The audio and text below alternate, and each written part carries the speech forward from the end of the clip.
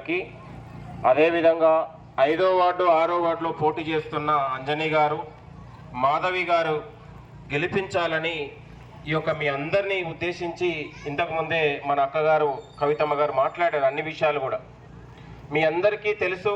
అక్కలారా అమ్మలారా, ప్రజాప్రభుత్వం గౌరవ ముఖ్యమంత్రి రేవంత్ రెడ్డి గారు వచ్చిన తర్వాత ఈ రాష్ట్రంలో 27 నెలలుగా 10 ఏళ్ల బీఆర్ఎస్ పార్టీ కేసీఆర్ చేయలేని పనులు ఈ 27 నెలలనే మన గౌరవ ముఖ్యమంత్రి మన పాలమూరు బిడ్డ రేవంత్ రెడ్డి గారు ఇవాళ మహిళా సంక్షేమం కావచ్చు, రైతులకు రుణమాఫీ కావచ్చు, ఇవాళ దాదాపు 3 కోట్ల మందికి ఇవాళ సన్నబియ్యం కావచ్చు, దాదాపు 56 లక్షల మందికి 200 యూనిట్ కావచ్చు, ఇవాళ 4.5 లక్షల మందికి ఇందిరమ్మ ఇండ్లు కావచ్చు, ఇవాళ రైతు సాయం కావచ్చు, ఇట్లా ఉన్నటువంటి రాజీవ్ బీమా కావచ్చు, ఇట్లా అనేక పథకాలను మనం ప్రజాప్రభుత్వం గౌరవ ముఖ్యమంత్రి రేవంత్ రెడ్డి గారి నాయకత్వంలో కాంగ్రెస్ ప్రజాప్రభుత్వం అందిస్తున్నటువంటి పథకాలు. గతంలో మనందరికీ తెలుసు, ఇవాళ కరెంటు ఛార్జీలు ఇవాళ ప్రతి పేదవాడికి 200 యూనిట్ ద్వారా సంవత్సరానికి 7,000 రూపాయలు ఈరోజు ప్రభుత్వం మీ అందరికీ ఆదా చేస్తూ ఉంది. 500 గ్యాస్ సిలిండర్ ఇస్తా ఉన్నాం. ఈరోజు ఈ ప్రభుత్వం వచ్చిన తర్వాత ప్రతి పేదవాళ్ళకు ఈరోజు మనం ఇందిరమ్మ ఇల్లు ఇస్తున్నాం. ఇల్లు కట్టుకునే వాళ్లకు 5 లక్షల రూపాయల సాయం అందిస్తా ఉన్నాం.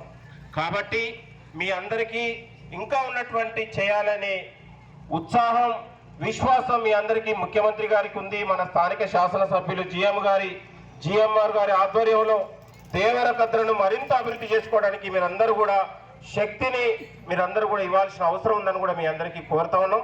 కాబట్టి రానున్న రోజులలో కూడా మనం మరిన్ని ఇండ్లని, మరి ఉన్నటువంటి రోడ్ల నిర్మాణం కావచ్చు, డ్రైనేజీ నిర్మాణం కావచ్చు, ఈ దేవరకద్ర ఒకప్పుడు గ్రామంగా ఉండే ఇవాళ మున్సిపాలిటీ అయింది కొత్తగా.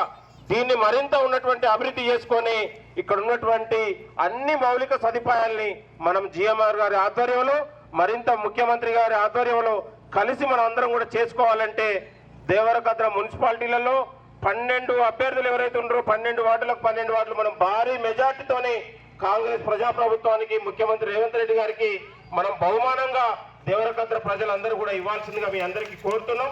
రానున్న రోజులలో మరొక 10 ఏళ్ళు ఈ కాంగ్రెస్ ప్రజాప్రభుత్వం ఉంటుంది. రేవంత్ అన్న నాయకత్వంలో మరింత సంక్షేమ పథకాలు, మరింత తెలంగాణ అభివృద్ధిని, ఇలా యువతకు ఉద్యోగాలు, మహిళలకు వడ్డీ లేని రుణాలు, మహిళలకు సహాయాలు, ఇవాళ సహకార సంఘాలు, ఇలా హైదరాబాద్ పోతే ఇవాళ క్యాంటీన్లు, పెట్రోల్ బంకులు ఇవాళ అనేక ఉన్నటువంటి మహిళలకి అందించాలనే ఆలోచన. గతంలో మనం ఇవాళ ఇందిరమ్మ చీరలు 1 కోటి మందికి ఇచ్చినాం.